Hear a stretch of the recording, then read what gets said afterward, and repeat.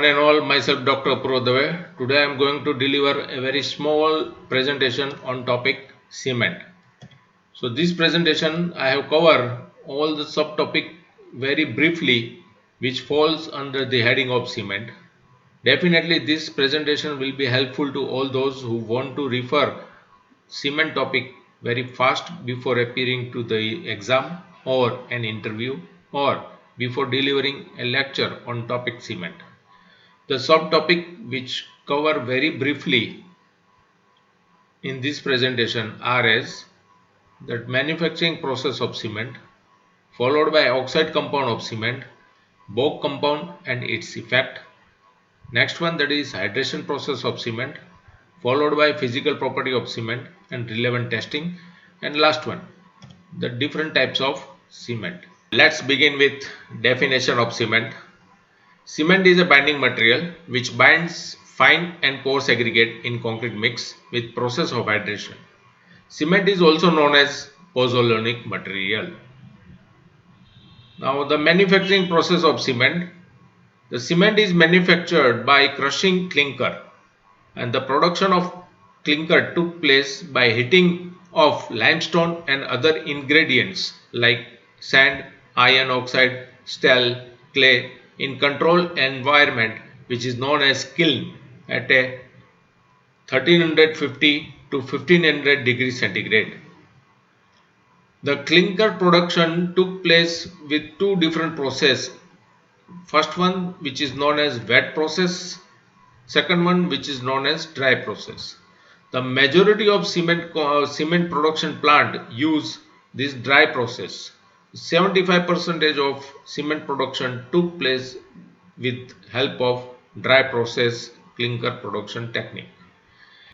A cement bag consists of 60 to 67% of calcium oxide, 17 to 25% of silicon dioxide, 3 to 8% of alumina oxide, 0.5 to 0.6% of iron oxide, and lastly 0.5 to 4% of magnesium oxide.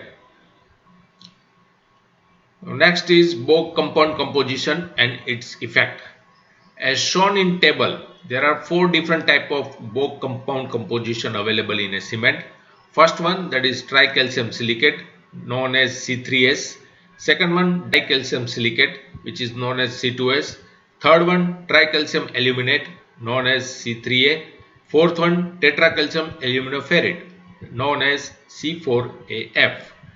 In particular cement bag, the 55% of tricalcium silicate is exist, 20% of dicalcium silicate is exist. The contribution of tricalcium aluminate is 8 to 12% and contribution of tetracalcium aluminoferrite is about 8%. Now let's see the various effect of all these Bock compound. Let's start with tricalcium silicate. As soon as we add water to the cement, it reacts very fast. It generates very high heat of hydration. It contributes initial strength to the cement, and it also forms CSH gel as well as CH gel. Followed by dicalcium silicate. Soon after adding water to the cement, it reacts slowly compared to C3S, and it contributes a later stage strength to the cement concrete material. Next one, that is tricalcium aluminate. It reacts soon after adding water very fast, and it's also started quick setting of cement. It generates very high heat of hydration. Due to this reaction and due to this hydration process, the initial plasticity of cement paste is took place because of tricalcium aluminate's hydration process. It play very small role so far as strength parameter is concerned. Followed by tetracalcium aluminoferrite. It reacts very slow and it also generates very less heat of hydration. Now with the hydration process of tricalcium silicate and dicalcium silicate. The last column, that is CSH gel and CH gel, will be produced into the cement. The CSH gel contribute 50 to 60% of solid in cement paste. It contribute a major strength to the concrete. So due to CSH gel, the concrete achieve the total strength. The role of CH gel is to fill up the pores which took place in CSH gel, and it has no contribution so far as strength parameter is concerned. The order of hydration process of this both compound composition is mentioned in last line of this table.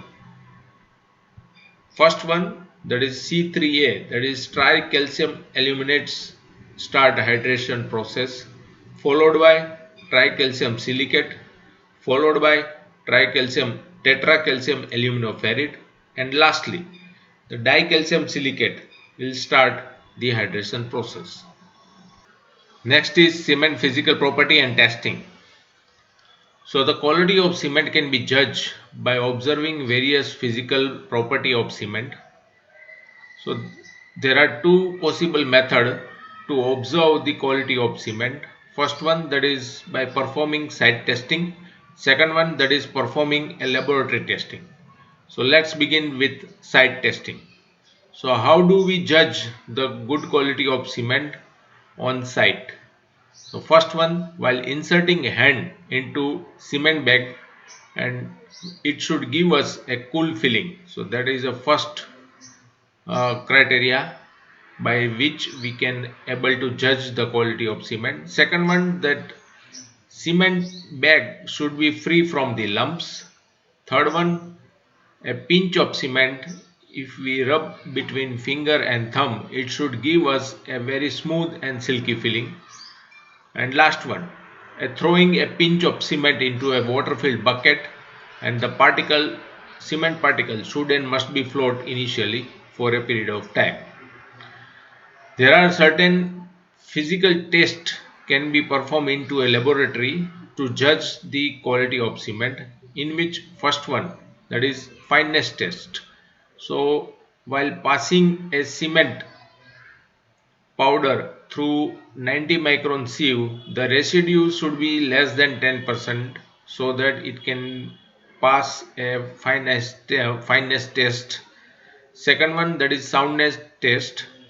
So by using the Lee Chatelier apparatus, this test is performed, and after performing the test, the diameter of that Lee Chatelier apparatus should and must be less than 10 mm. Next one, that is initial and final setting time of cement.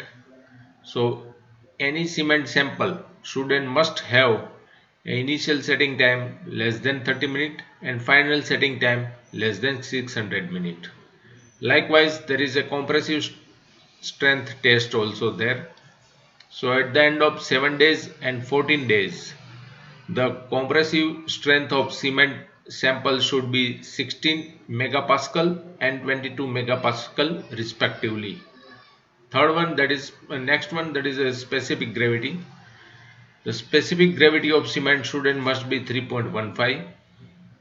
Next one, by judging the standard consistency. So standard consistency is nothing else but it's a requirement of water to achieve a standard consistency. Next one, that is heat of hydration. So after 7 days and 28 days, the energy release should be less than 66 calorie per gram and 75 calorie per gram respectively. So this is all about the physical property and to judge a good quality of cement on site as well as by performing a laboratory testing. Okay, the last topic of this presentation, that is type of cement. As you see in this table, there are various different type of cement is mentioned in column number 1 of a table. Column number 2, that is suggest and mention a different characteristic of that particular different type of cement. Let's begin with first one, that is based on strength. So based upon strength, the cement is classified into three different categories, that is grade 33, 43 and 53. Next one, that is Portland Pozzolana cement, which is also known as PPC cement. So OPC, when OPC is blended with fly ash up to 35%, this kind of Portland Pozzolana cement is generated. The characteristic of PPC is it reduces very low heat of hydration. It reduces the plastic shrinkage crack. It improves the durability of structure and it reduces the permeability in concrete structure. Next one, that is rapid hardening cement.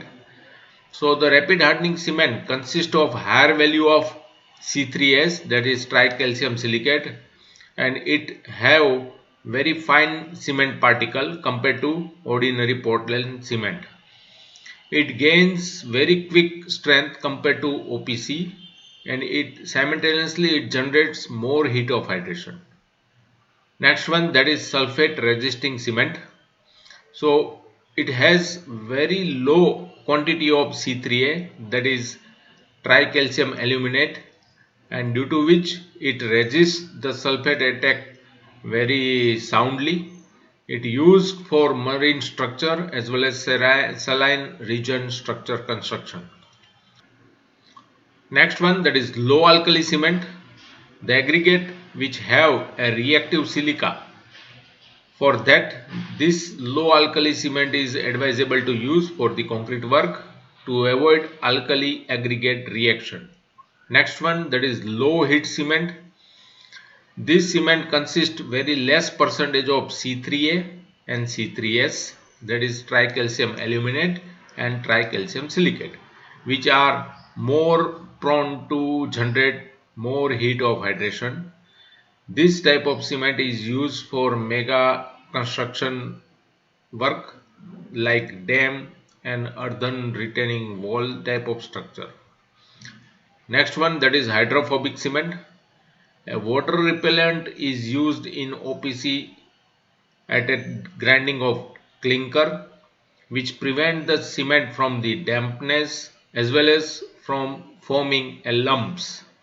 This kind of cement can be used and can be stored for the longer period of time. Next one, air entering cement. The air entering agent like wood resin and synthetic detergent is introduced into OPC, due to which the characteristic of OPC get changed and simultaneously it improves the workability of concrete mass. Next one, that is oil well cement. The oil well cement has increase in setting time and it sets at high temperature and high pressure level also.